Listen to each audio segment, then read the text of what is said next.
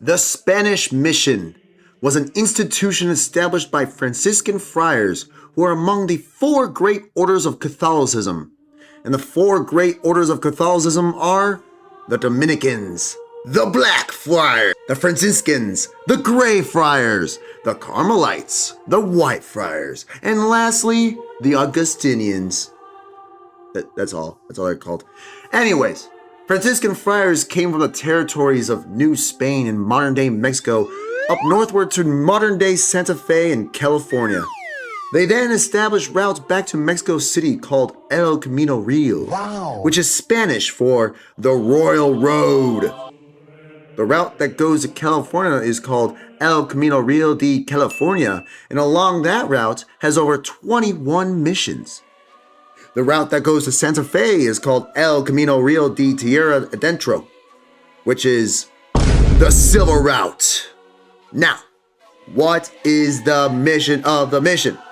Well, the Franciscan friars had three goals. 1. Convert the indigenous population to Catholicism. 2. Teach the Native Americans European skills, giving them a total upgrade to their way of life. And 3. Solidify Spanish territory and boosting the Spanish economy. Remember, it was for gold, God, and glory.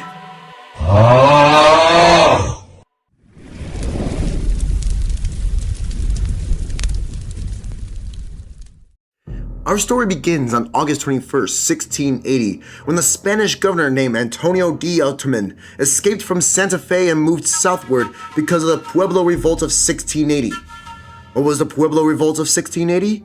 Well, it was a revolt from a group of Native Americans that made really sick-ass houses out of adobe bricks. The Spanish were impressed by these houses and called them pueblos, which means village, and the name stuck with them. After very long years of being under Spanish rule, the Pueblos started getting sick of the Spanish due to many reasons such as being subjected to the encomienda system, which is Spanish for we love exploiting the fuck out of you guys. Bruh. They also said no to ritual dances and ordered all ritual artifacts like masks and effigies to be burnt. And to top it all off, 81 years ago, the Spanish killed over 800 people in Acoma, which is called the Acoma Massacre. As a result, the Pueblo led by Pope revolted against the Spanish, driving them out and gaining Santa Fe for themselves. Now, not all the tribes were on board with this revolt. The Tiwa, for example, fled with the Spanish down to El Paso, where they then built Mission Isleta del Sur in 1682. Welcome to Mission Isleta. Follow me! This mission over time has been destroyed by multiple floods and fires and has been rebuilt multiple times, but the idea of this mission has remained the same. It became a symbol and the identity of the Tiwa people for over 300 years. It is also the oldest continually operated mission in all of Texas.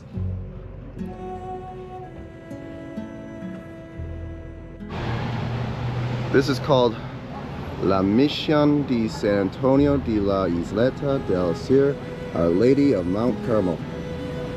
Hell yeah, I should have nailed that, right? I think I got that right. Let's go. How did the Tiwa people have such a good relationship with the Spanish, even after what the Spanish did? Well, the relationship is complex with the Tiwa nation. Some of them were forced by the Spanish to move down south as captives, but some of them moved out of survival, whether it was to seek protection from the Apache attacks or it was to move away from a drought, seeking a better life. Some also joined the Spanish because simply they converted to Catholicism. Whatever happened, this mission became their heritage, and it serves the spiritual heart of the Tiwa people.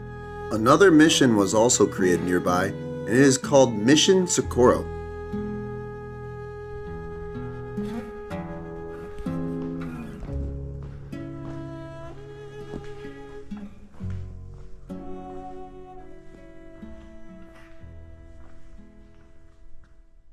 In 1683, another Spanish refugee from the Pueblo Revolt named Juan Dominguez Mendoza and Father Lopez came to the site where the Rio Concho and the Rio Grande meet each other.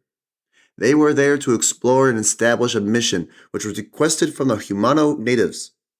It was there that Mendoza had Mass on Christmas Day with the local Native Americans. There is now a church here called Santa Teresa de Jesus, which was built in 1912. Welcome to the Santa Teresa de Jesus or Jesus? I don't know, whatever you want to say. But this is where the first Christmas in Texas happened in 1683. As you can see, the Santa Teresa de Jesus.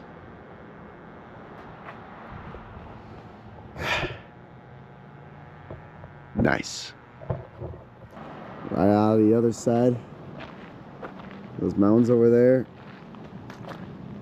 is where Mexico is. And what splits between us and those mountains is the Rio Grande River. Yup, there it is. Mendoza also went eastward, all the way to modern-day San Angelo, where he founded a mission on what he called the glorious San Clemente River. This was also a request from the Humano tribe.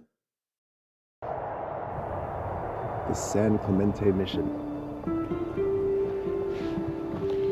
Somewhere here, which is about 17 miles south of Bellinger,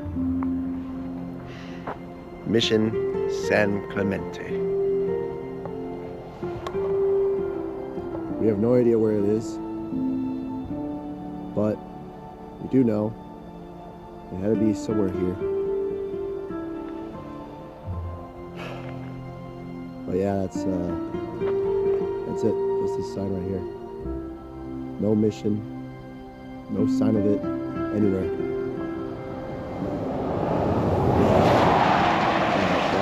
Back to my car. This was only temporary, however, due to Apache natives attacking them.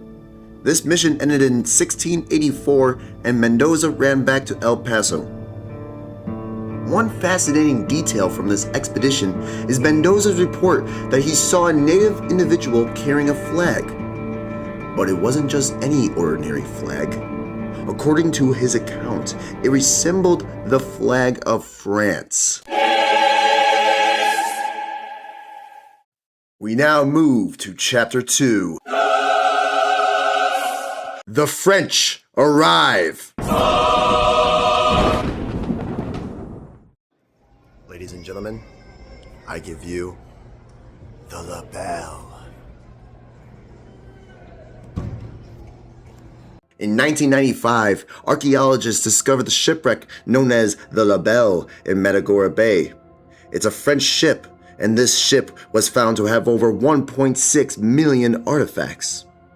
They also found the skeletal remains of 2 French sailors.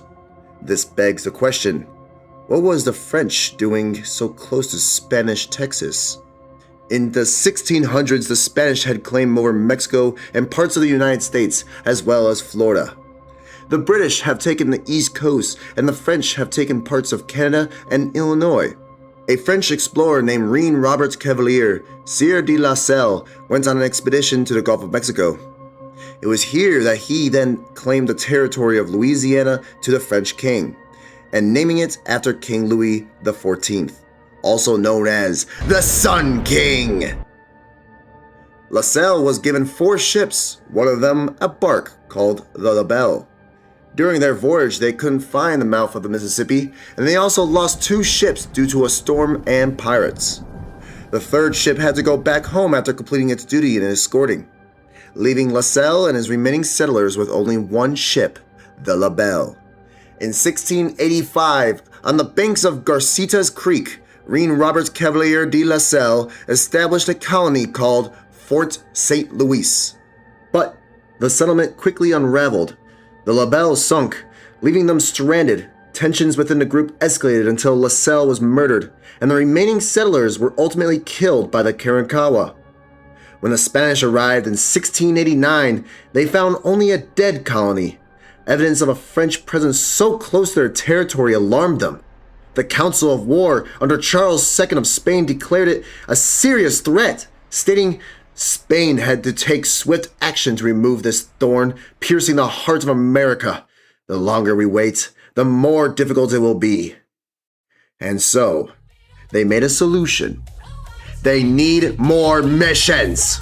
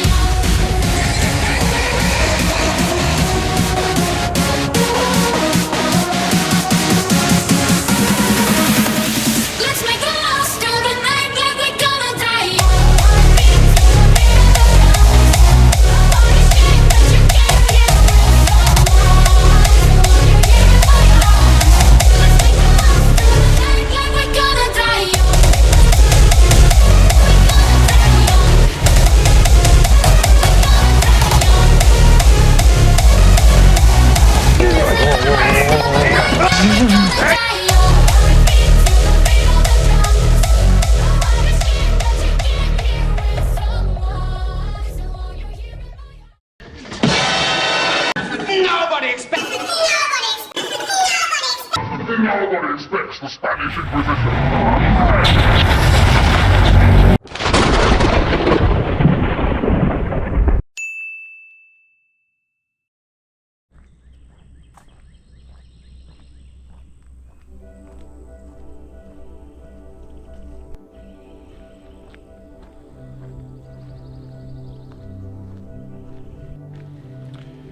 You know, I'm not really sure if this park's even open.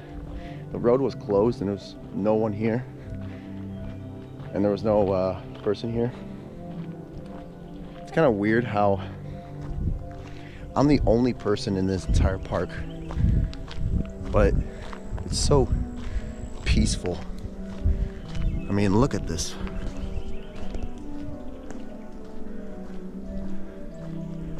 Honestly, such a beautiful park to see.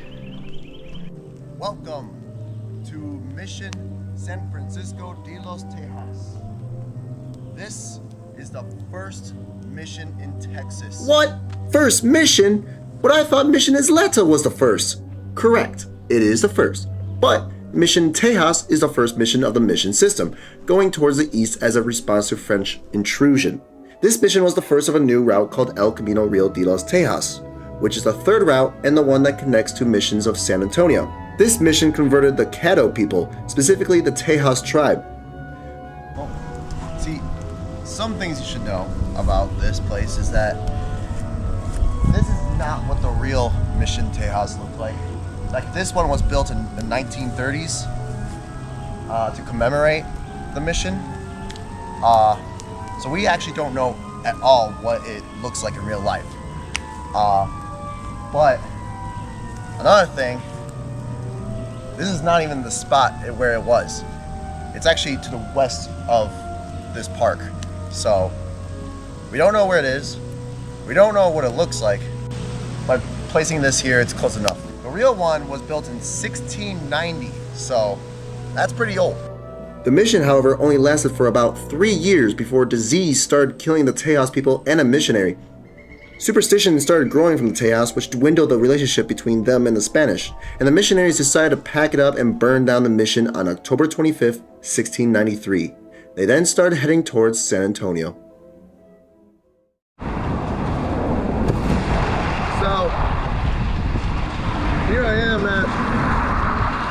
AutoZone parts store, and the reason why I'm here in Nacogdoches, Texas, is because this wasn't always an AutoZone.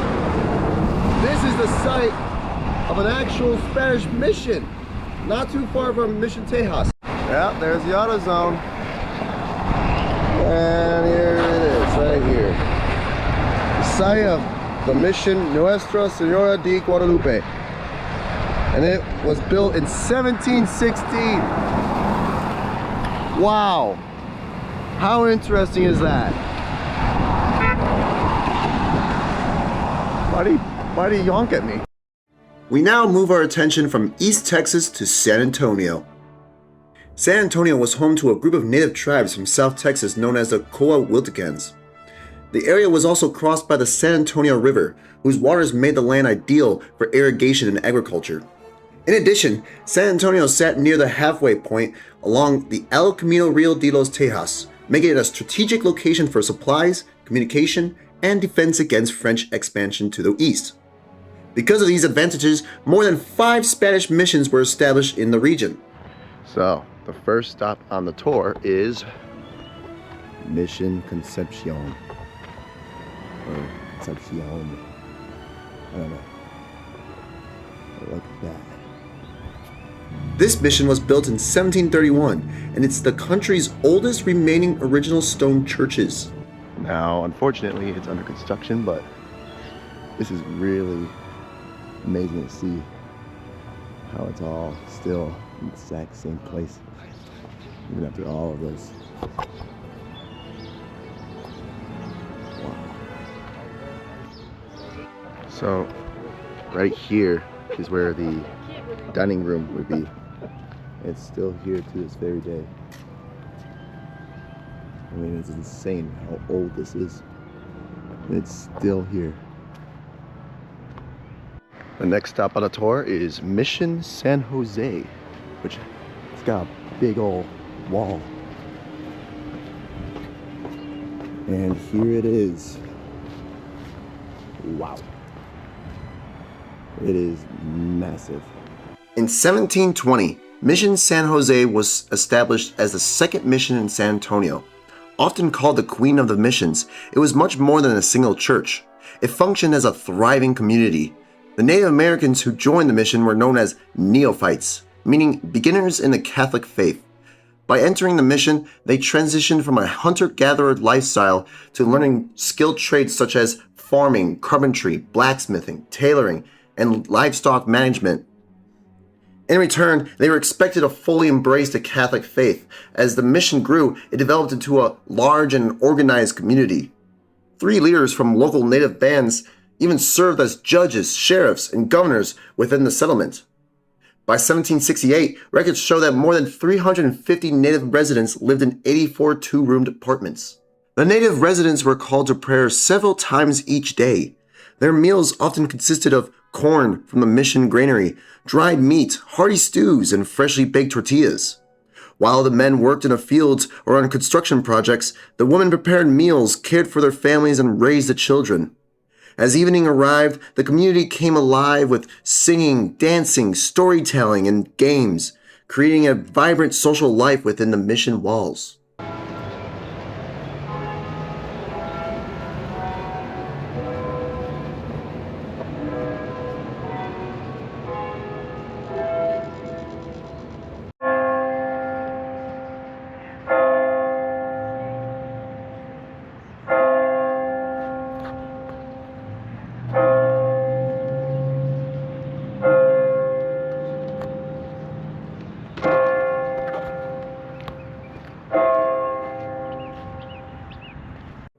Next up on the tour, Mission San Juan.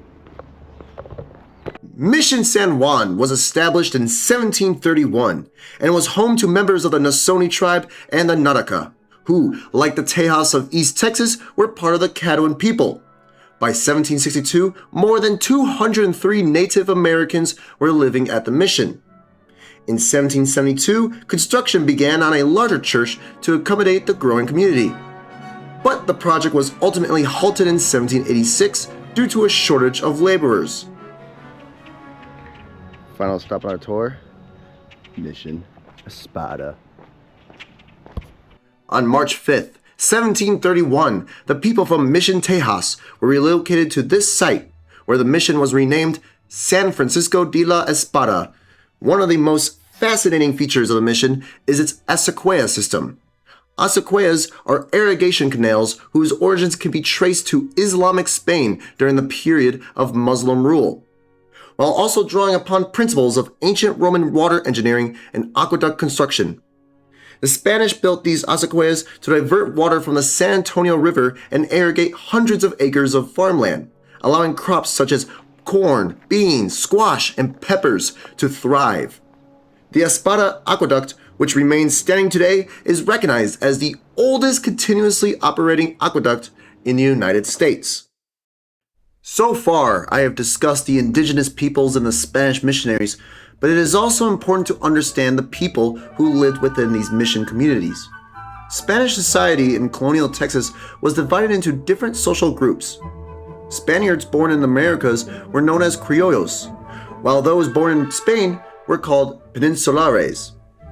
Because they came directly from the mother country, many peninsulares consider themselves socially superior to the criollos. It was such bullshit. As Spanish settlers and indigenous people lived and worked together, they start to grow an attraction to each other and start to fall in love with each other.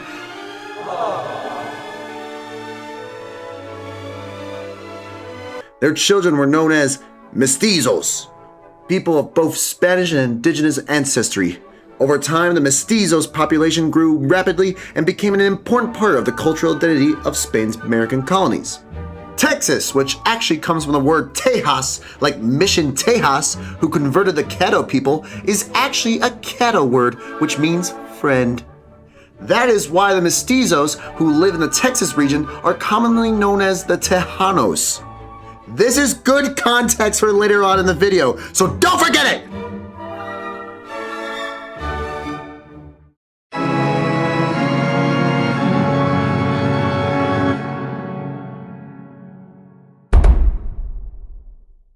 Throughout the history of the Spanish missions, relations with the native tribes were sometimes peaceful and cooperative, while at other times they were hostile.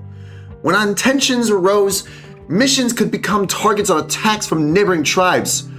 Also, the French exists, and that itself makes the Spanish super paranoid. So, what does a mission do to protect itself?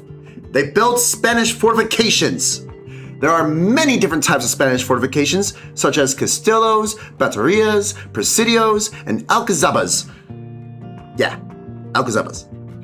I said that right. A great example of this would be Castillo de San Marcos, which I visited in St. Augustine, Florida. Another great example is the largest Spanish fortification in the New World, Castillo de San Cristobal, which is found in Puerto Rico and is also what my dad got to see and take pictures of. Thank you, Dad. Now, we are going to focus on presidios. A presidio was a fortified Spanish military outpost designed to defend missions, settlements, and important trade routes from attack. And boy, are they everywhere. I mean, you can find them on every continent that the Spanish Empire reached. Places like the Philippines, to Africa, to Chile, even Canada, believe it or not. The first presidio I visited was the Presidio Chapel of San Elizario. At first glance, it looks like a Spanish mission, but it actually served as the chapel for a large Spanish presidio established in 1790. The presidio was built to protect settlers traveling along El Camino Real from Apache attacks. In 1829, a devastating flood destroyed the original chapel, and the present structure was rebuilt in 1877.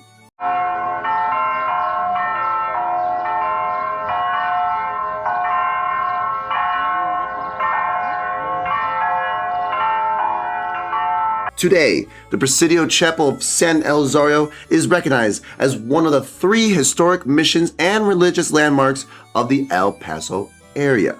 Now, while I was in El Paso, I drove to the top of the Franklin Mountains, where I was met with the twinkling lights of the 2 cities of El Paso and Ciudad Juarez.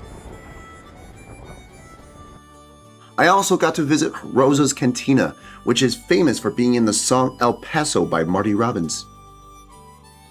Lastly, I visited the wall that separated the United States and Mexico.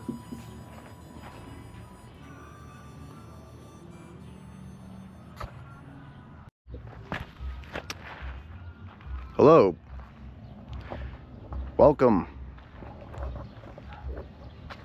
to the border between the US and Mexico. This is the wall that splits everything. And I'm right next to it. Now,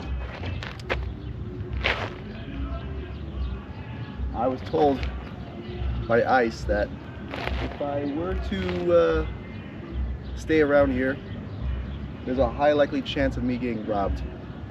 So it is insane to me how wide this wall is. It stretches for miles, even goes up the canyon. But yep, me and the Mexican border and US border. Alright, we're going to be talking about Presidios again. We're going to take ourselves all the way from El Paso all the way to Menard, Texas, where we're going to be talking about Presidio de San Saba. Woo! Welcome to Presidio de San Saba. Presidio of San Saba, or de San Saba, whatever floats your boat, was actually the second Presidio built at the site. The original, known as Presidio San Luis de las Amarillas, was established in April 1757 to protect the nearby mission Santa Cruz de San Saba. The Spanish chose this location to strengthen their claim to the region while also supporting their efforts to convert the Lipan Apache to Christianity. In addition, the Presidio was intended to help defend the Lipan Apache from raids by rival tribes. Now, how well did that go? Terrible! Because on March 16, 1758, over 2,000 Comanche and Wichita natives completely decimated the mission nearby and killed 2 of the 3 priests. Why did they do that? Well, the Apache and Comanche were not friends. The Wichita were also mad too. Anyways, 600 men were sent out to attack the natives, but suffered heavy losses. Then, the Presidio was rebuilt from wood into stone, and the name was changed to Presidio de San Saba. Mission Espiritu was a mission built on the ruins of St. Louis in 1722. This is a year after St. Louis got their shit rocked by the Karankawa. Now, Mission Espiritu wanted to convert the Karankawa, and how well do you think that went? Terrible! So they relocated to an area along the Guadalupe River.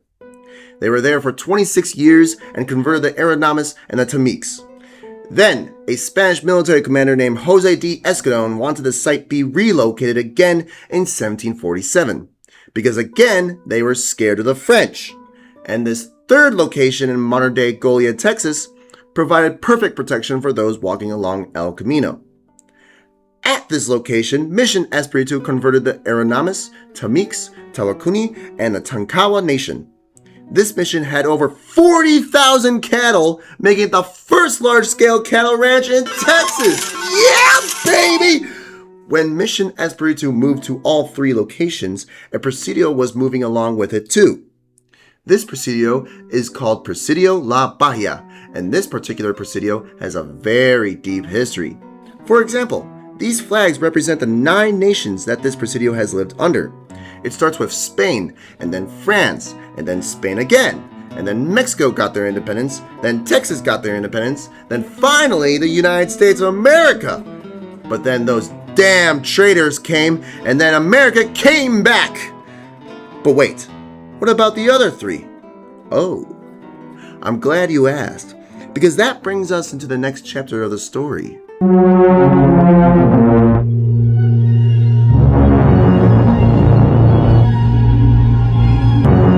During the Mexican War of Independence, Bernardo Gutierrez de Lora and American officer Augustus Magee launched an expedition to liberate Spanish Texas. In November 1812, their forces successfully captured the Presidio at La Bahia, and in 1813 they established an independent Texas government free from Spanish rule. However, their revolution was short-lived when Spanish forces defeated them at the Battle of Medina later that year. In 1819, a man named Dr. James Long was furious with the Adam-Oniz Treaty, so he financed troops in Mississippi and promised them free land. In June of 1819, James Long declared Texas an independent republic. No, says the Mexican government. And in September of 1821, Dr. Long and 52 men were surrounded by the Mexicans at Presidio La Bahia. After 4 days of keeping the fort, Long finally surrendered. Then, in 1835, was the Texas Revolution. Santa Anna was being a total dictator by throwing away the federal Constitution of 1824. This led to many angry revolts, notably the Texas Revolution, when the Tejanos were very angry with the Mexican government. On October 9th, 1835, Texan forces captured Presidio La Bahia at Goliad, cutting an important Mexican supply route and giving the Texan army access to valuable weapons, ammunition, and supplies. The Presidio eventually became a major base for Colonel James Fannin and his men. One of the most famous symbols associated with the Goliad revolutionaries was the bloody arm flag, which showed a bloody arm holding a sword beneath the words, "Independence Forever." It represented their willingness to fight for complete independence from Mexico. However, Fannin made several mistakes that would ultimately lead to disaster.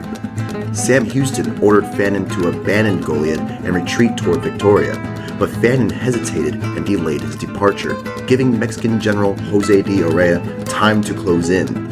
When Fannin finally left the Presidio on March 19, 1836, his men were slowed by heavy artillery and supply wagons. They made it only a short distance before Urrea's forces caught them on the open prairie near Colanto Creek. Surrounded and unable to escape, Fannin and his men eventually surrendered. They were marched back to Presidio La Bahia. Over 400 men were held inside here. This is the main church of the Presidio. Santa Anna gave orders to General Urrea to execute all of them, but General Urrea was like, well, that's not very nice, don't you think? Santa Anna called him a pussy and instead gave the orders to Lieutenant Colonel Jose Nicolas de la Portilla to execute all of them. On Palm Sunday, March 27, 1836, the prisoners being held inside the Presidio were marched outside. Many believed they were being taken to perform labor or perhaps even being released. Instead, they were divided into groups, marched away from the fort, and suddenly halted. At close range, Mexican soldiers opened fire with volleys of musket fire. More than 340 prisoners were executed, with 28 of them trying to run into the forest, only to be killed by the Mexican cavalry. Colonel Fannin was taken separately from his men. He sat in a chair and was blindfolded. The colonel had 3 requests: to have his personal belongings sent to his family, to be shot in the heart instead of the face, and to receive a Christian burial. The Mexicans instead took his belongings, shot him in the face, and burnt his body. A woman named Francita Alves secretly freed several of the men out of the Presidio at the night before the massacre, saving their lives. She would be known as the Angel of Goliad.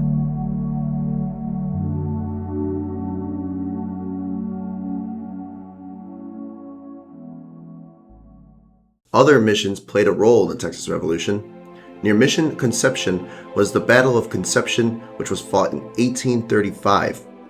Mission Espada was at one point used as a fortified stronghold by James Bowie and William Travis. Speaking of James Bowie, in 1831 he visited Presidio San Saba during his expedition to find a silver mine, only to be attacked by Native Americans nearby. Right here on the walls, on the arch of the Presidio, you see right here, this stone piece and this stone piece right here are the original stone from the very real site. This is the original stone.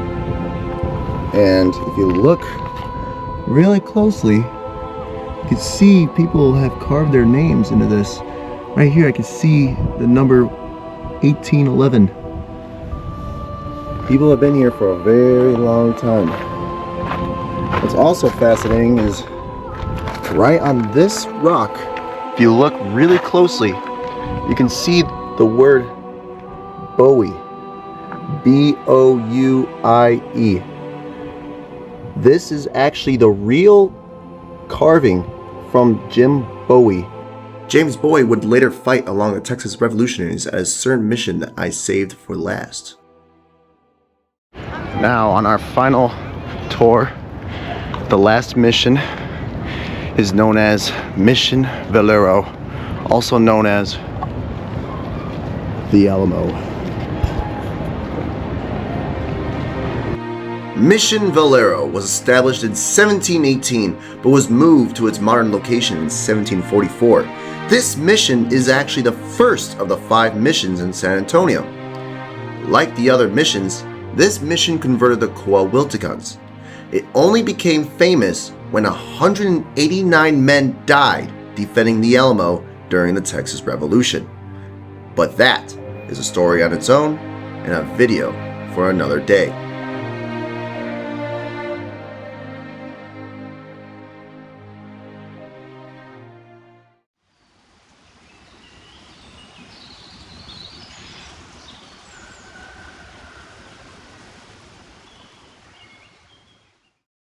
The goal of the mission system was to eventually transform the missions into fully established Spanish towns.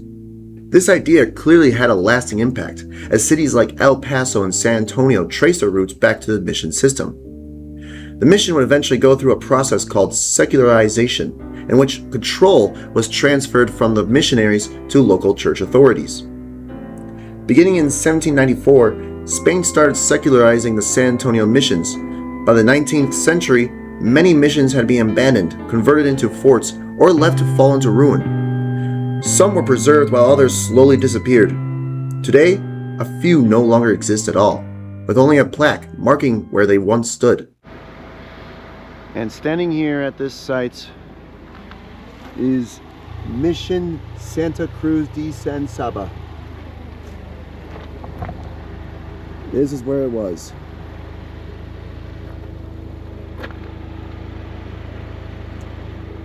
Not all missions get to be left. Sometimes these plaques is all there is of remembering them.